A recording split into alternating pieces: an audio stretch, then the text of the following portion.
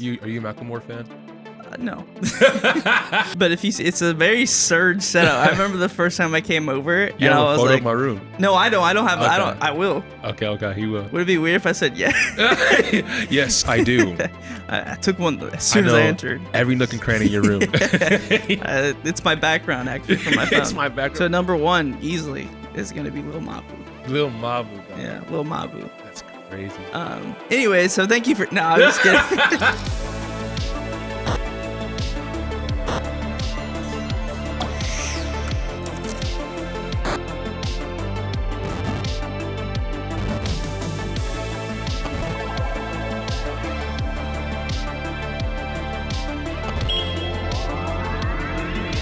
Welcome, guys, to my first episode of my new podcast.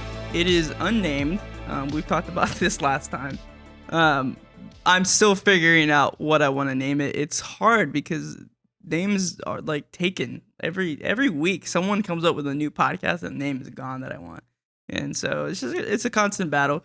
But by the time that this episode comes out, there will be a name, so you'll see it. I don't know what it is right now. It's kind of in the air. It's So today I'm welcomed by Surge. What's good? I'm Surge.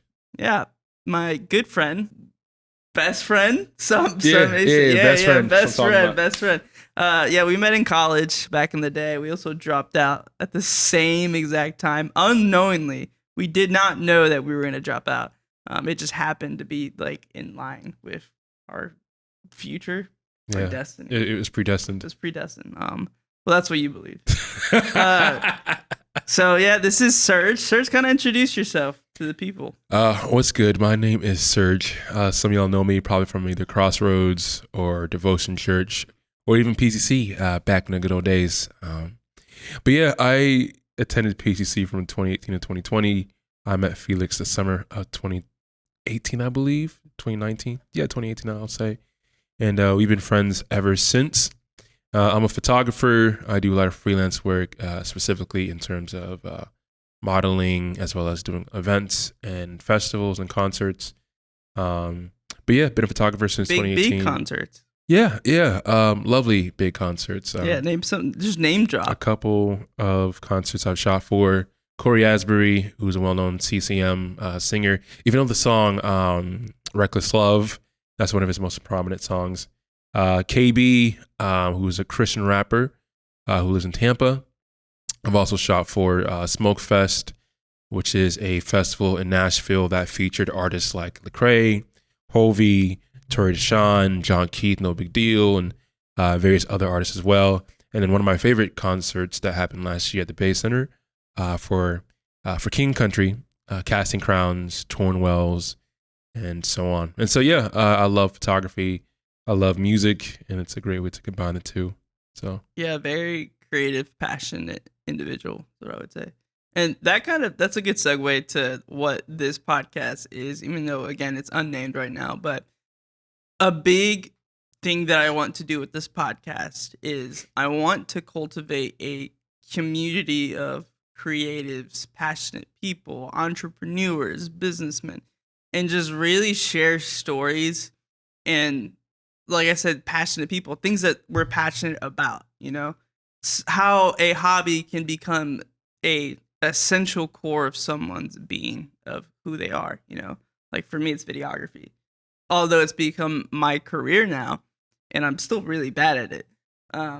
But that's a humble brag. I mean, he's way better than a lot of us, I'll say. I feel best like videographer in Pensacola. 25% tier. Top tier. Pensacola. Pensacola. That's big. I stand by it. I appreciate it. I'll put my stamp of approval on it. Right there. But that's become a big core of my life. It isn't who I am as a person, but it's a big prominent piece of me, And a lot of creative people feel that same way of whatever it is that they get to do. And I just wanted this podcast to be a place of welcoming stories that are untold a lot in the industry or just in individuals' lives. Dude, I met this super awesome guy that I want to get on here some other time. Hopefully he does get on here. And he's just like sharing like his life stories of how he like had to cross the border and like get through all these hardships. And now he's like a pretty successful business owner here local. And it's just like there's so many cool stories that like you don't get to hear because it's not really put out there. Yeah. And so a big part of what I want to do on the podcast is share those stories, but also like share experiences and lives that may not be told. There's so many awesome things that every individual goes through, and hardships and experiences and learning opportunities, and just like passionate, like engaging stuff that need to be shared. And that's what I want this to be. Is like, dude, like I get to meet these people all the time, and like they don't have a voice to really like put it somewhere on a platform. So that's what I want this to be. And I know we've talked for a long time starting a podcast together, and you bought equipment for it at one point. Like that's Yeah, I how serious did. we were. Yeah, I did. I made sure that you would spend your money so that I had a reserve for the family. Yeah, That's you what it was. definitely have better equipment, I'll say. Yeah, this is a little bit of a step up than where we were Right. 3 years ago, but it's pretty funny because it's kind of like full circle, you know. It just kind of goes to show too, like you may have a thought, an idea, but it may not come into fruition for 2 years later. But you can't let that pull you down by any means. Like there's an idea that I've been sitting on, in the coffee industry in the world that I've wanted to start for so long, for like 2 years now, and my business partner Jason gave me really good advice. He was just like, "Yeah, you could do it. It's a very good idea. It's profitable, and like you're very interested, and you already had the networking figured out. You already have the networking figured out. But the biggest thing is, do you have the time right now? You know, like you just started this company. Do you really want to be spread out in another area where you have to give something up, like your family time, your gym time, you know, like your personal, just mental, like relaxed time?"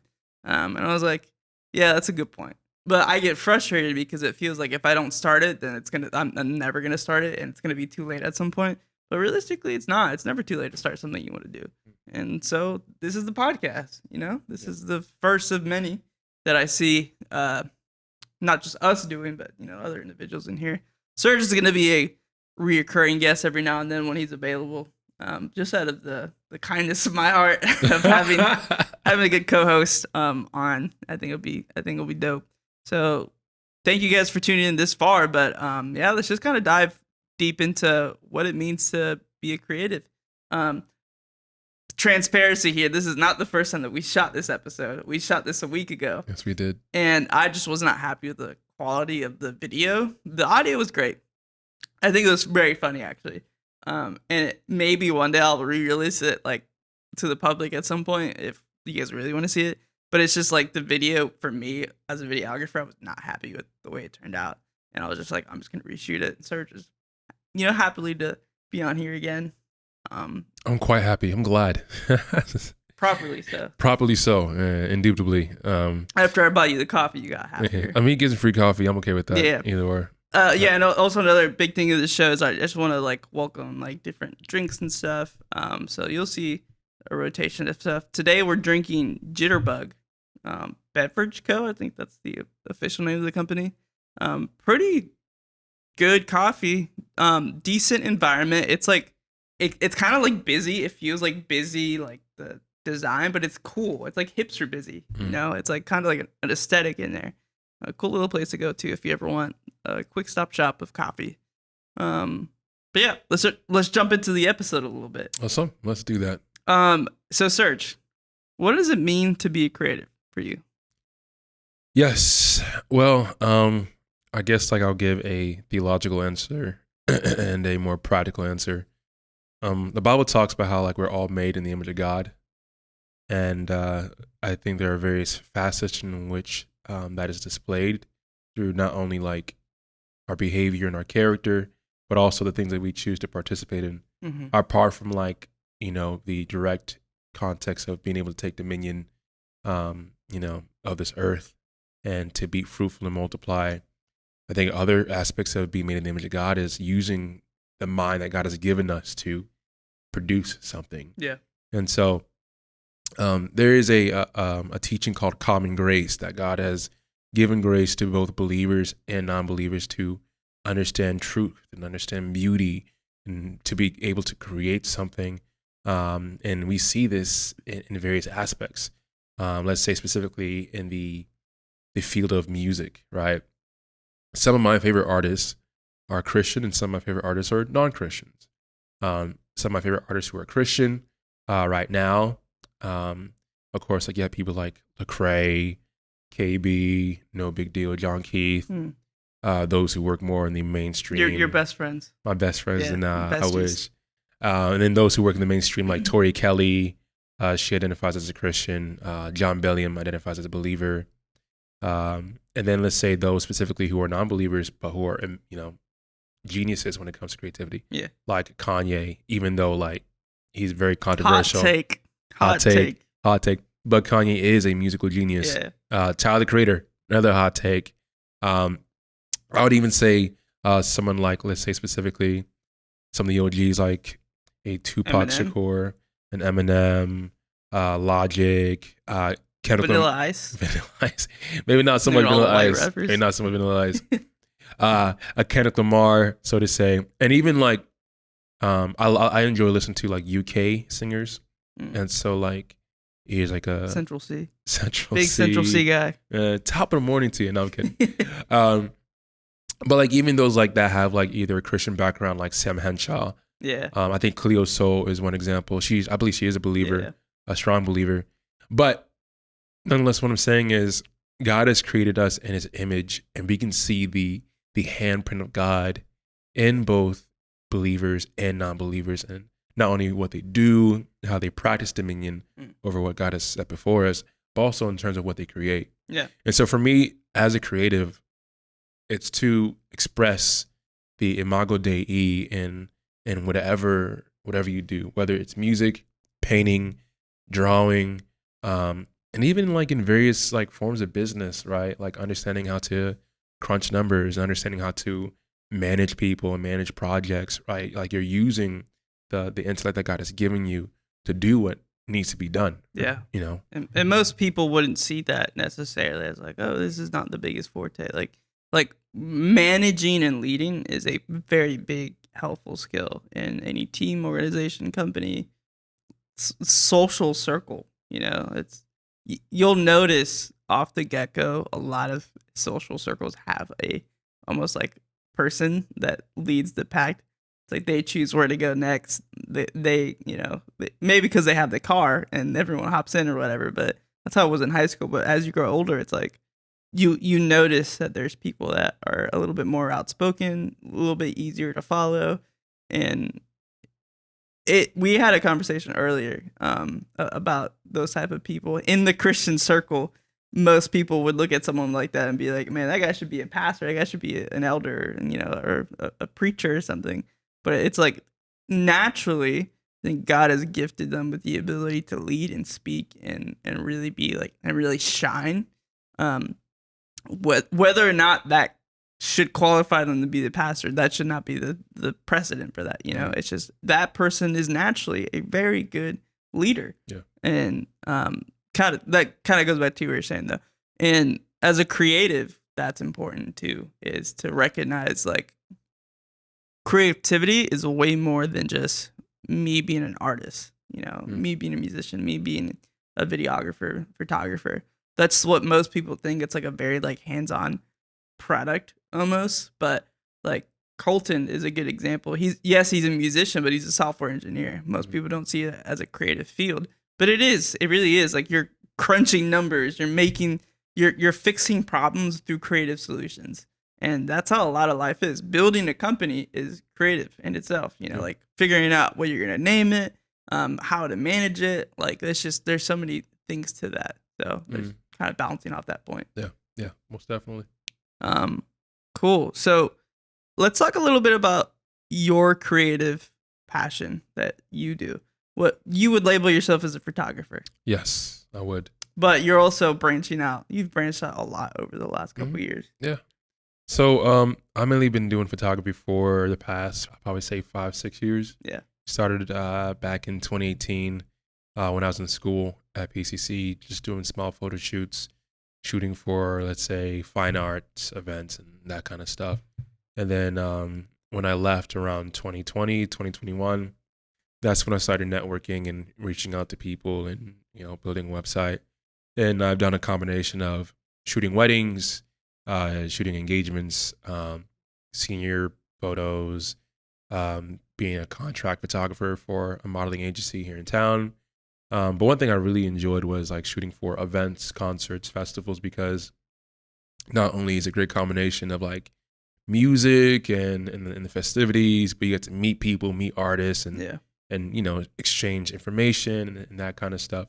I have dabbled in videography. I've done a couple projects. I've done projects with Felix, of course. Good projects. Good projects, yes. It's not my specialty, at least not yet. At some point, I really do want to delve more into videography. Sure. But I have done videography projects. Lord willing, it's kind of funny. At some point, I want to start making music as well.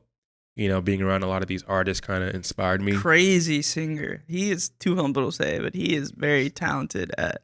Your voice is insane. Thank most you. people train years to just give the natural God-given voice that you have. I don't know about that, but thank you. It's beautiful. Thank you. I appreciate it. And this man is a fantastic drummer, if I may say so myself. Oh, I think I'm a better singer. But yeah, I drum too. So. Felix is he's like there's Frank Sinatra, and then there's like Coldplay, and then Felix is like dead set in the middle. Yeah, sometimes I might even be better than them. Yeah. It really depends on the day. Like I'm not feeling it right now, so I'm not really gonna show it off. But like when I'm really like feeling like Sunday worship, like exactly. Like Chandler Moore takes notes from Felix himself. We actually after this we're gonna call. So before his Sunday rehearsal, we're gonna talk through what he could do better as his vocal coach. So he plays back Felix's videos just to copy his riffs. It's true. I'm like Chandler. You could do better, but you can never be me. Yeah, never in a million years. That's crazy. But I bought some equipment. So, bought a Rode NT1 or NT1. Yeah, a solid microphone. Pop filter. Got some speakers. And so I'm just like figuring things out. But like, meeting a bunch of like Christian hip hop artists and singers, I'm like, maybe I should try this. Maybe I should dabble into it and see where that takes me. Do you do singing in your little room setup that you have? Yes and no. I played around with it, but right now, it's mainly like rapping. If you've seen, I want to throw up a picture. Yeah. But if you see, it's a very surge setup. I remember the first time I came over, and I was like, "My room." No, I don't have. Okay. I will. Okay, he will. Would it be weird if I said yeah? Yes, I do. I took one as soon as I entered. Every nook and cranny in your room. It's my background actually for my phone. It's my background for my photo. But it's a very surge setup, like very clean for like proper studio setup. Like I think even this is almost messy for and this is fitting for me, the way that I like operate. But it's very proper. Thank you. Yeah, it's a good setup though. Appreciate it. But like so if I could draw inspiration from anyone that I want to like reflect in if and when I do engage in music, I would probably say like a Lauryn Hill. Some of y'all might know Lauryn Hill as being a member of the Fugees. She was also in the movie Sister Act 2. She sang the Joyful, Joyful song in Eye on the Sparrow. But she's most well known for her album, The Miseducation of Lauryn Hill. And she did her rendition of Killing Me Softly in the Fugees album. Also the mom of YG Marley. Yeah, she is the mom of YG Marley, the wife of Bob Marley's son. But she is a singer, rapper, and she's been like one of the biggest inspirations in my life. And so like a lot of people in rap too, like sampled her stuff and grew up listening to her. Yeah. Very influential. Very influential. And so like I would like to do like a mixture of like singing like soul / R&B and hip hop, but in a Christian worldview sense. And so do you feel like what's your take on perspective? Because in the Christian circle, it's a very common conundrum. Should I listen to secular music? Should I listen to only CCM?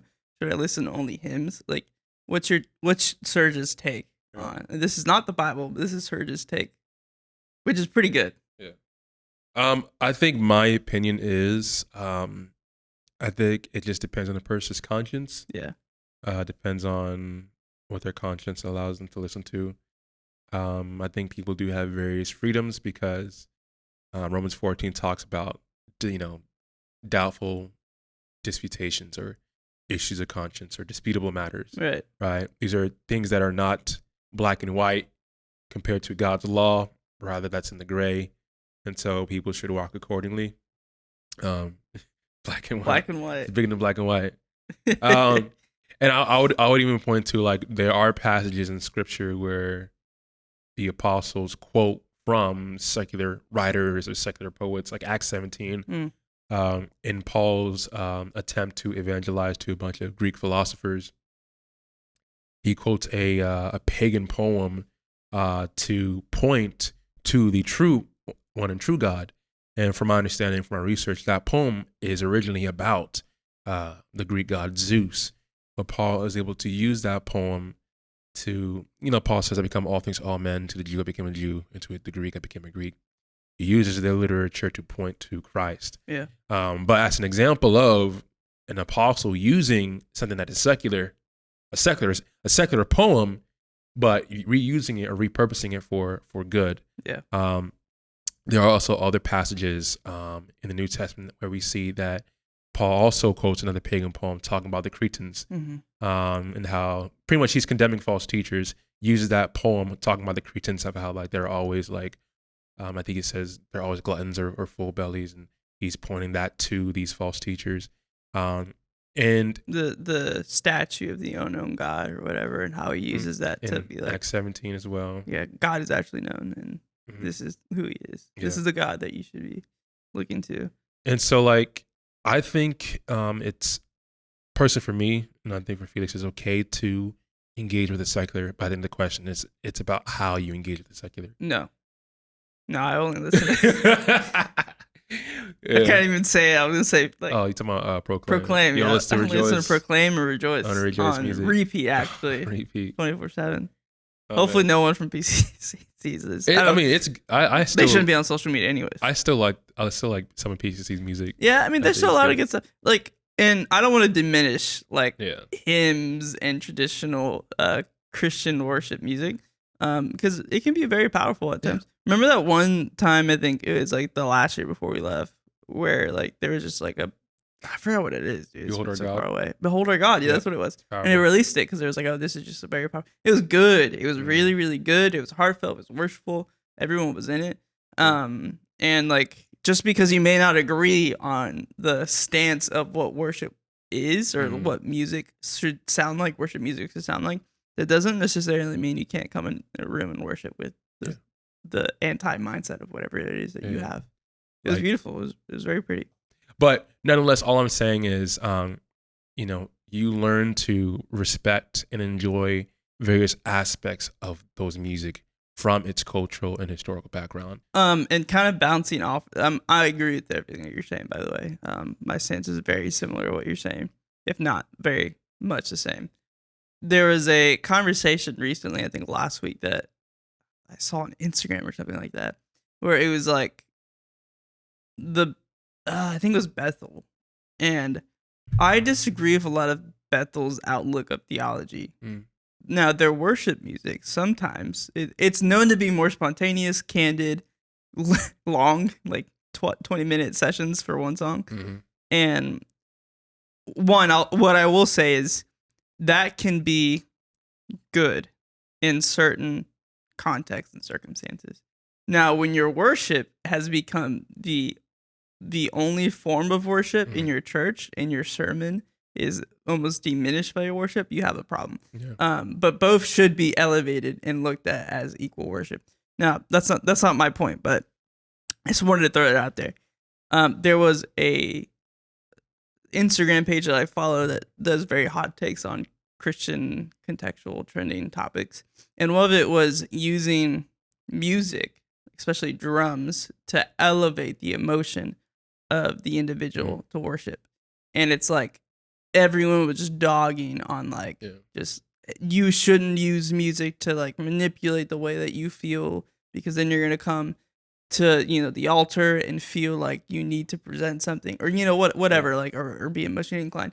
Now, my take is music is a gift of God. If you believe that, rightfully so, that's like what you believe fundamentally. You cannot distinguish music into sections, like parts. Definitely agree. Drums is drums, guitar is guitar. In the genre of music, everything can make a joyful sound. And it's regardless of what you're doing or how you're doing it. And just because you're really good at understanding music and what it can do to the the psyche, the emotion, because there's a lot of psychological things that music does. It makes you feel a certain type of way. It stirs the affections. Yeah, and that's okay. In worship, it's normal. Yeah. Like, if anything, use it, to like, imagine coming to church on a Sunday, you don't want to be there. You're not happy. And then the very first song is just stirring your heart and coming into like an open obedience to worship on a Sunday morning. Like, most of the time, people don't want to be there at 11 a.m. They have grumpy kids. They have, a situation. Maybe they were in an argument before they got there. But whenever you like present yourself and you're just like, all right, I'm just going to go. And then there's a really good song that just hits. And you're like, oh, this is why I'm here. It's refreshing. It's rejuvenating. And like, it lets you listen to the rest of the whole service. We found like a dismantled, like just disgruntled feel. And honestly, I think it's very helpful for even people who don't know like the church, that they can just kind of sit and see how worship goes, so that they can sit through the sermon and be like, okay, this is pretty level headed. Like, this is cool. But what's your take on that? As you said before, music is supposed to stir the affections. I think oftentimes we like to compartmentalize the intellectual with the emotional. And if anything, those two are supposed to complement one another or go together. Yeah, they don't work against each other. They don't work against each other. Like you have, your IQ, your intelligence, right? And then you have EQ, emotional intelligence. That's a very real thing. And I think in a similar function, like, you have the preaching of the word of God, but when it comes to the music, it should bring joy to the heart of the person, to the heart of the believer. I love a lot of CCM songs. I love a lot of Maverick City songs. One of my favorite Maverick City songs, apart from Mighty One, which is like my number one song, is Son of Suffering. Because the first time I listened to that song, I broke down and cried. And I prayed to the Lord and I asked him to forgive me because I was failing in my Christian life in various aspects. But that's what it's supposed to do. It's supposed to evoke an emotion because God speaks to your emotion. Yeah, and being human, emotion is such a touchy topic for some reason. But it's like, you cannot remove emotion from humanity. You can't. If you do, you have missed the mark of what it means to be truly human. Because I don't know if you've ever experienced this, but like, when you talk to someone who's like very cold-blooded, like doesn't show emotion, it's like, dude, like, are you even alive? Like, do you have a soul? Weird. It's weird. Super weird. Yeah. And a lot of like, there's like a mentality, especially coming from like where I came from in the corporate world. It's just like, the mentality is the more authority you have, the colder you should be. But it's like, no, that's so backward. Tell me that I know that you're in line with what I'm saying, with what I want, like you need to show me some type of emotion. If you're just like, yeah, I don't like that. Yeah, that's cool. Yeah, good for you. Like, like that. Give me something, brother. Like, work it out with me. Like, man, breathe. Yeah, like, tell me what's up. What's going on? Are you okay? Do you need help? Blink twice. And what's crazy though is like, I think it comes all down to preference in a lot of ways. I think that's the way denominations in the churches. It's crazy how religious this podcast just got. I know. But it's fine. I promise not every episode's like this. It's just with Serge. So that's with me. But the reason denominations exist is really solely preferences, like maybe some side, like no core belief, but like side beliefs, like the secondary circle. But preferences is what doesn't define your state of worship in your heart or your mind. It's just a probably like a cultural thing that you grew up with, and that's what you prefer. For me, I grew up in a very Pentecostal church. And so loud music, very just like candid, spontaneous was always what I knew. And whenever I went to college, it was like completely opposite, just hymns, traditional. No clapping, just yeah, standing. no clapping, No raising your hand. and it becomes awkward, and you get used to it after a while when you kind of have to. But a lot of people don't want that for the rest of their lives, so they're like, I'm gonna go back to like almost a middle ground, or completely switch over. And I think that with that, like, preferences should not determine your heart of worship, but it can be what brings you to the open experience. So maybe traditional hymns, like, they hit sometimes. They hit really, really well and really hard. And I could see a 60-year-old grandpa, like, fully worshiping to just simple hymns. In our generation, it's a little bit more modern, and we want contemporary music. We want, like, the Maverick City. We want Bethel, Spontaneous Live, 22-minute edition. The 22-minute edition. But, like, that's just what we prefer. It's just a preference. The state of worship in our heart is all that matters at the end of the day. Let's move on.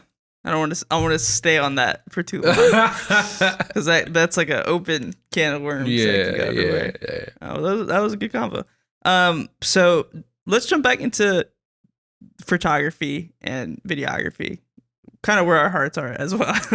The other side of us. Oh man. This is a good video. I think last time we talked about our favorite cameras, almost like our beginner cameras. Yep. And what was yours? So my first camera was the Nikon Pen 900X.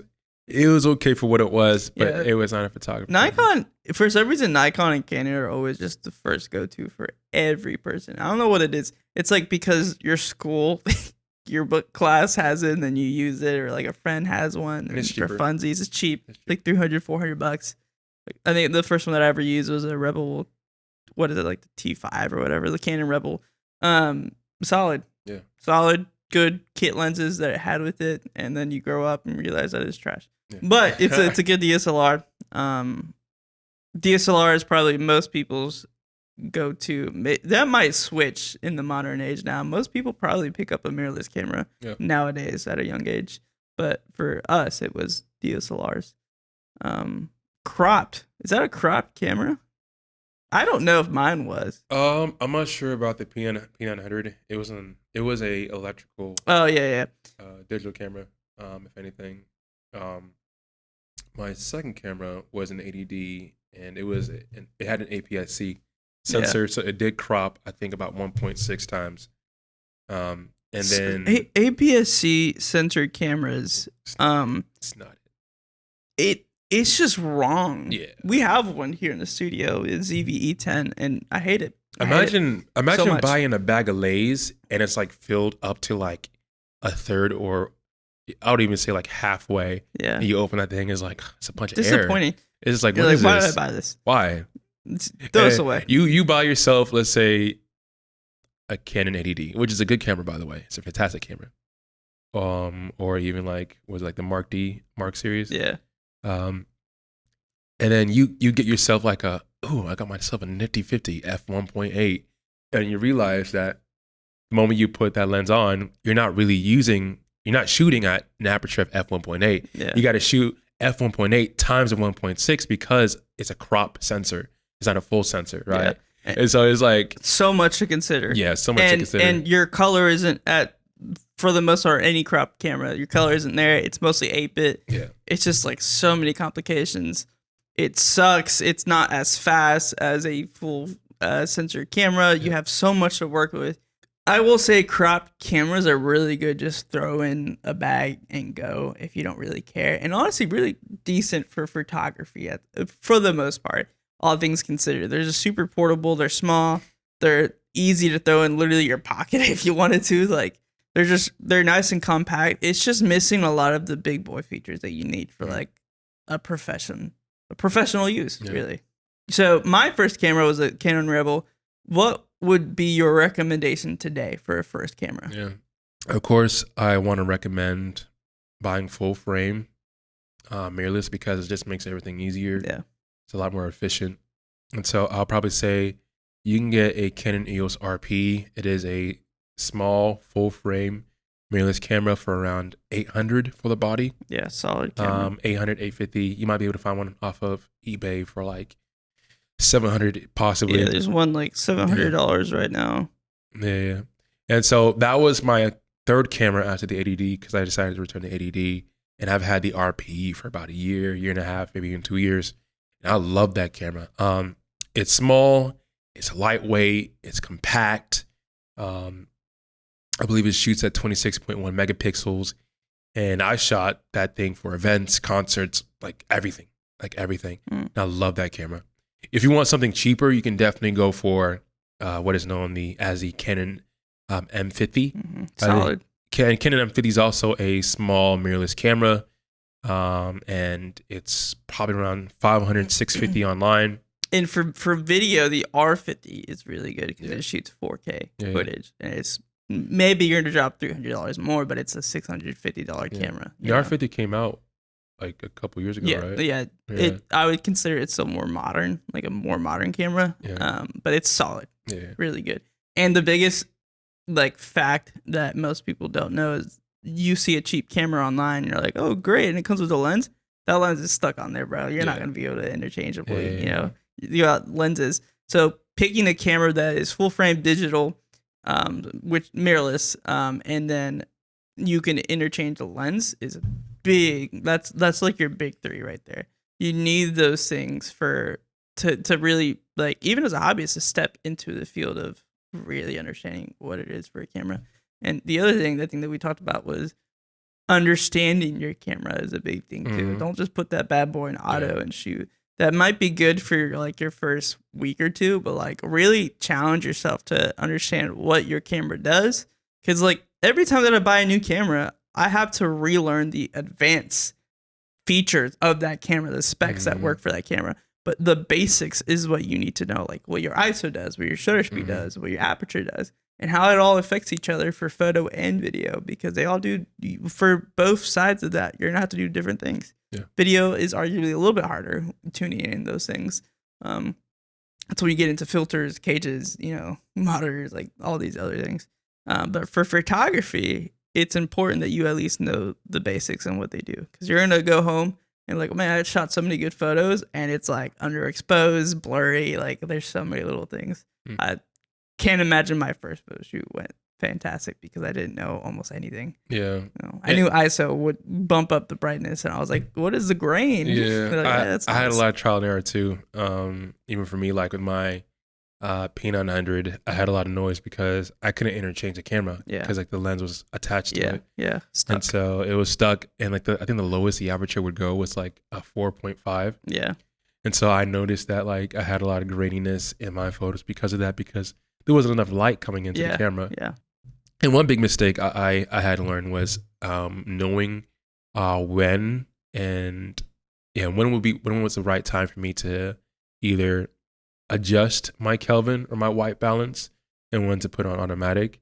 Like I would shoot for concerts and events, and I'll just leave my white balance or Kelvin at like 4,700 or 5,000. But because they're always using flashing lights, my white balance would be off consistently. Yeah. And so I would leave it on automatic just so I can account for all the flashing lights, and my pictures will come out at the very least decent in post. Yeah. But sometimes if you're shooting a wedding all day and the light isn't going to change that much, then I might change it to like, let's say between a 4,700 to 5,000 Kelvin or whatever. Yeah. But yeah, get to know your camera, get to understand what shutter speed is, get to understand what ISO is and aperture is, because at the end of the day, you want your camera to be an extension of you. You want to know exactly what to do and when to do it and how to do it. Because honestly, there'll be times where I'm shooting automatic, which is rare. Like I rarely ever shoot automatic. But when I started out and I got to take a quick photo, it doesn't come out as I wanted it to because it's too bright or it's too dark. And so typically I mainly at the very least, shoot manual because I know exactly what I need to get done. When you know what to dial in is when you can express yourself creatively way more. When you understand that your shutter speed is affecting the blur and movement, and it can add action or take away action, like you've now opened the door for more creative prompts. Same goes for video. In video, it's a little bit, there are very strict rules of shooting, but when you know those rules and you know what works in a daily, like day-to-day usage, you can bend those rules and manipulate it for what you're looking for creatively. Like I may bump my shutter speed very low, 1/15, to get a nice like blur, stocky, like vintagey effect where like, you know, when couples are running on the beach or they're, you know, like spinning the bride around during weddings. And if you understand like what makes what happen, you've changed the game dramatically for what you can create. Yeah. You've opened the door to be a better creative, but also just better with your camera, you know. And whenever you do get hired, you're not like fumbling around like, oh, what do I do? What, like, you know. And that was always my biggest scare. But honestly, the only way that you get over it is just through experience. Yeah. Keep shooting. What are you shooting? But I don't know. We said this. What are you shooting on now? Yeah. What's your baby? My baby right now I'm shooting with the Canon EOS R. It's a full frame mirrorless camera, and it's the big brother to my previous camera, the RP. Yeah. It shoots at 30.1 megapixels. My lenses are an 85 f2, 50 f1.8, and a 16 f2.8 RF lens. They're all prime lenses. They're just cheaper to work with. At some point, I want to invest in a 24-70 f2.8, and then also an 15 to 35 f2.8. But those cost like $2,000. I'm like, yeah, gosh, I don't want to spend that much money yet. But yeah, Canon EOS R 85, 50, and a 16 f2.8. And so, what about you? I think my camera is probably, this is not a slash at you. It's probably worth 2 times more than He's yours. Flexing. He's like, but yeah, I invested in this. My camera's the FX3. It was like, I think I paid like $4,000 for it, and it was a big investment for me, but I knew it was worth it. I bought it right before my Europe trip, and it was like, I was so scared of losing that thing, but I like put insurance on it, and all of it. But the megapixels is like 12.1, 12.2. A lot of people just think like, oh, more megapixels means it's going to be worth way more. You can find a decent, cheap used camera that's, you know, 40, 60 megapixels. And you're like, why does it cost so little? And although megapixels in photography is very, very helpful to bring in a lot of the sharpness and the details and the resolution, in video, it doesn't matter that much. The lower the megapixels is honestly better a lot of times. And specifically with the Sony cameras that I'm using, it helps with the noise. So lower megapixel, yeah, you're not going to get the sharpest image in the whole world, but it's just enough that it's not going to look bad, and you can bring in contrast and bring in some post sharpening. But you get the ability to not have as much noise, and you get really good low light features. So my camera's base ISO, I think the FX3 is 800 and 12800, but the A7S3 and the ZVE1, they both use the same sensor, and it's 640, 12800. But the reason why is because they have the lower megapixel sensors, and they're so good at low light. It can bump it up whenever I'm in a predicament where I don't have access to light and I just need to keep my details. And at 12800, super clean, no noise. Yeah. So yeah, my baby's the FX3. I have the ZVE ones on my left and right now, actually, and those are kind of our main studio cameras that we use. FX3 is kind of like just my go-to portable like baby. I have a handheld rig for it. Throw it on the gimbal whenever I need to. It's just super solid. Although I hate my Tilta rig so much. I think I'm like low-key thinking about selling everything and going a small rig or Condor Blue or something. I just hate it for different reasons. And we have a ZV-10 that we throw in the drawer and never talk about it again. It's like the disappointment child in the studio. We just, or ZV-10. Yeah, he's in there groaning, "Let me out!" We're like, "No, get back in there. Get back in there." That's so sad. Get back in that cage, you monster. Yeah, FX3 is my main camera. ZVE1's kind of like my backup B cam, or just like a good alternative camera to have around the studio. And both solid. They're pretty. Sony cameras and lenses are so expensive. It's crazy. That's why I always recommend going with something like Canon or Nikon first, because it's inexpensive. You could a lot more versatile. For $1,000, you could get like a really good camera body that's used and 2 really good lenses that are fast and really good, and official Canon lenses. And the Sony market, $1,000 is going to get you into the entry line of cameras, and maybe like you can get a 50, but it's like not fast, so it's not really good for videos all the time. And it's really just mostly used for photography, and it's like almost like a really good starting lens. And like it's funny because in my opinion, everyone says, "Oh, the 50 nifty 50. Everyone needs a 50 millimeter." I'm using one right now, but like it's not my go-to at all. Like I don't even think it's in my bag all the time. My go-to is my 24-70, which is a 2.8, but it's super nice, super versatile, super fast. It's the G Master 2, and it's just like super clean, really good out of focus, and it's just like I use it for everything. Literally, I can't think of it. It's always on my camera. I hate this profession because of how expensive it is. We've poured a lot of money into just the space and the equipment around us, and I still feel like we're missing a lot of things, which is so crazy to me. I mean, it's nice. I mean, if y'all could see this room right now. Yeah, I mean, you guys are only seeing the podcast, but like we have a workstation over here, and we have like a nice little like drawer system that we keep all of our camera equipment, kind of grab and go, TV, couch. This is gonna be a little like portrait photography little area in the future with a little pull down paper. But like I said, like we're just now putting our poster just for like wall decorations or whatever. Which a studio is expensive in it. It doesn't have to be, but if you're going all out for a content creation studio, it can be. But just video in general, you have to buy things for audio. You have to buy things for video. You have to buy things to like software. Like there's so like a really good laptop or computer to run your 4K footage. There's just so many little things. But anyways, I don't want to run off into that tangent too much. We said this last time. What's your top 5 rappers? I think I'm a bit more prepared now. Top 5 rappers, I would say Kendrick, Cole. Is this from first to? Yeah, first 1 through 5. It's a list from 1 through 5.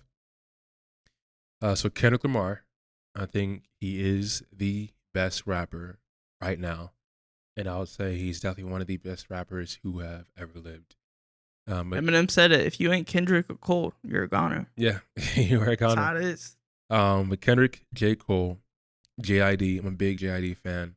Jid. Yeah, solid, more modern rapper.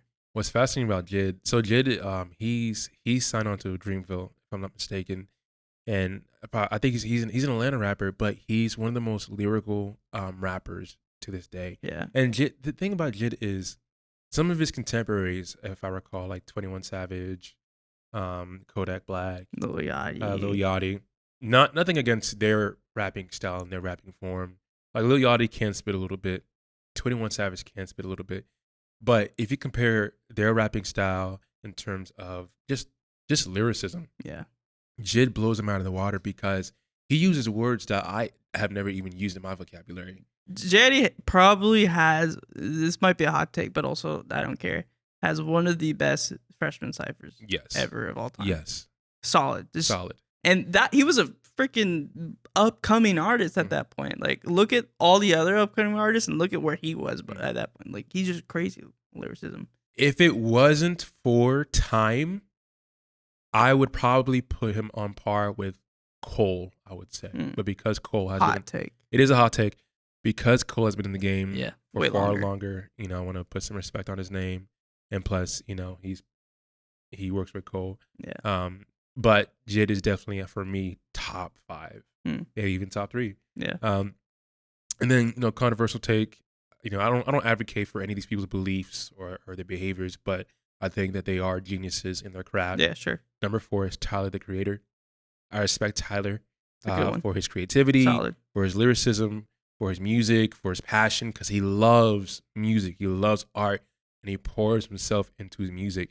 And if you, not saying that you should listen to his entire catalog, but if you do, you listen to some of his earlier works to his works now, he's definitely matured as a human being and as an individual. Yeah. And has done far more in the terms of like using more pianos and jazz implementing various aspects of music into his own like, I guess, subgenre. Yeah. Right. But Tyler's number 4. And I'd probably say, like, that's the last time, maybe like Action Bronson. Action Bronson. Yeah, Action Bronson is up there. Good job putting a white rapper. White rapper. Actually, let me can you take it back? Joyner Lucas. Joyner Lucas. He's half white, right? Yeah, I think it's half white. Yeah. Mixed. So we got 4.5. J. Cole's technically Jordan's half a good white. Yeah. Okay, well then I'm gonna start my list backwards. To build up some climax. So number 5 is also half white, half black. Logic. Of course. Hot take, right? Strong black man. strong independent black man. Logic, I respect you, man. You are a master of your craft. There's actually he's not like my favorite rapper of all time. I think he's just a really good creative rapper, and he's like he was like what Tyler is now, but like for like me at a younger age, it's just like like kind of like nerdy like rap, but also like really good. His cipher is also up there. His freshman cipher is insane. Probably between him and JID, it's like top 2 easy. But yeah, we're getting a poster. It's giant. I didn't know I get up that big. It's like 24 at 36. But yeah, I love his albums. His album cover. Yeah, he's had a couple corny stuff. He kind of pulled a Chance the Rapper. I love my wife. I love my family. Ooh, I love my wife. I don't know why I forgot about Chance. Chance is so good. He's good. He's releasing some good stuff recently. Yes. The comeback of Chance. Are you a Macklemore fan? No. No, never. I don't even know why he's in the conversation. My bad. So Logic is number 5. Number 4, I would probably put 4 and 3 are always a hard spot for me, but I'm probably gonna put ASAP Rocky at 4. I love his music. It's a vibe. He's creative too, and like he's just doing his own thing. And like his flow, the beats that he's rapping over, it's very much Tyler-esque too in a lot of ways. But it's just like good music to listen to, and I'm being subjective when I say good. Objectively, it may not be good and moral. It's unique, yeah. But it's unique to that rapper. You know, it's like it's a vibe. It's a really good vibe. 3, I would have to give it to a very influential person in my life as far as rap goes, and that's Eminem. I don't even think I put him on 3 last time, but I have to give it to him. Sure, he's an old head, but his last couple songs have been killing it. Number 2 Billboard right now, and that's insane for a coming like rapper from the 90s to still be making hits and still like peaking over like Drake. Like that's insane. That's unheard of in the game, and there's a lot of respect for that man. And sure, like don't agree with his like takes a lot of times, but like the Slim Shady genre to the Marshall Mathers genre to the Eminem, like there's just so much there. Super creative genius, and he's just so good at the game and understanding. And no one can diss that man, you know. So I think I have to put him at number 3. Number 2 for me is probably going to be Kendrick. K. Dot, you know, he's super talented, kind of like what you're saying. Maybe one of the best modern, and he has skin with like the older genres in the 90s, but like more people recognize him nowadays as one of the best rappers of modern time. So number 1 easily is gonna be Lil Mabu. Lil Mabu, dog. Yeah, Lil Mabu. That's crazy. Anyway, so thank you for. No, I'm just kidding. You better not end it like that. No, I don't. Not a fan of Lil Mabu too much. Okay music, but not a fan of his old game. Number 1 is definitely Cole for me, and the reason being is through everything I have respected almost every decision that he's made. He's not afraid to call things out. He's not afraid to man up to a lot of with the disses recently between Drake and Kendrick. He backed out. He deleted his diss, and he was like, "I'll take it. You know, I'll take it on the cheek. If you want to send it my way, I understand. I'm not gonna respond. Like, I love you, Kendrick. Like, I love your songs. Like, you have classics. Like we're right there with you. I'm out of this. Like, don't involve me in this situation anymore." Which smart play. It's very smart play. Very wise, but very humble too. Yeah, and humble, very humble, because he could have gone crazy. He could have. He released 7 Minute Drill. If you've ever heard it, he's just like Kendrick, like, I really like you, man. I don't want to do this, but like, I'm gonna put my defense stance up. Warning shots. But like, let me give you a hug, you know. Sing Kumbaya. like you could just tell in that song that he didn't really want to diss him at all. But it's just more like, I'm just sending some warning shots out. Like, I can do this. It's a 7-minute drill. This is easier for me. But like, I don't want to. Yo, with the Tesla. Yeah, you seen it? Yeah, I seen it. Where he supposedly, now I like to take everything with a grain of salt, supposedly got kicked out of the Tesla dealership, or kind of ignored, because of the way that he was dressed. He was dressed kind of homeless, you know? And you could, like, it looks like she's almost like pointing him out and like just trying to get him out of the way. And it looks like they're being very security-ash. No, there's a chance that they may have known who he was, and they were just like, oh, like, let's go over here so you have a little bit more privacy. Like, you don't want to take everything like flat with, you know, take it with a grain of salt. But like, it was pretty interesting. It's kind of, but it proves like he doesn't have a bodyguard with him. No. Like, he's just chilling, shopping. But yeah, I think that's why he's my number one. Is there's just so many good things about him that I respect, and if I don't know if he's a believer by any means, but like, if he were to come out as a Christian, I would. That sounds weird to say, but you know what I mean. Like, I would understand. I'd be like, yeah, I could see that. He has really good fruits. He's a good human. Yeah. Well, that was kind of everything.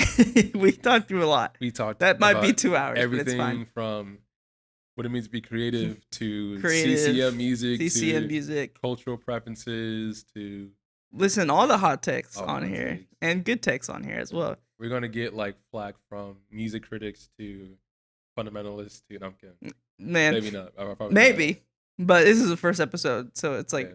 my mom is gonna watch this, and that's about it. Maybe all my the kid. Crossroads gonna watch this. So the biggest thing with this podcast too is why I kind of want to record it, is so like my like kids can grow up, and like, because you don't really get to see this side of parents, you know. It's like, name one interaction that you remember when you were young that your dad had or your mom had with someone. It's like, you don't really get to know, because one, you don't comprehend things, and two, like, it's not recorded. And so I'm trying to be way more intentional with like recording memories, and also like opening the door of like, one day I will pass, and what if his kids don't know who I am, you know? And like, this is a good opportunity as a digital legacy of just, hey, this is my dad, or this is what I talked through and what I believed at this time. It's always changing, but you know, And I hope I get to have kids. You'll get there someday, maybe. Hopefully not in the next time you're on the podcast, but in a couple of years or so. Hopefully not. when my kid is 18. All right, so thank you guys for watching the. You see, you have no faith in me. Oh man. Yeah, thank you for tuning in the podcast. If you're listening, or if you're on YouTube watching the actual video, I highly recommend it so you can see our ugly mugs in front of you. I know this is long and not perfect by any means, but I'm going to have some pretty awesome guests aside from Serge and myself, people who are way more interesting than us, soon in the future. So just tune in, and if you're interested in your local and want to be on here, shoot me a message. We'll talk through what that looks like. So, but yeah, it's been real. It's been fun. Yeah. It hasn't been real fun though. So we're working on it. Serge, any remarks? You can follow me. My Instagram is all right. simply So Serge thank you guys. _ No, I'm just kidding. No, I'm kidding. Plug. I've had a great time. Thank you again for inviting me to reshoot this. Yeah. My honor, actually. And so honored to reshoot this whole video again. But y'all be blessed. Thank y'all for listening, and don't forget to like and subscribe this video. Please, like, I'm begging you. Please, please. I need to feed my kids. Please.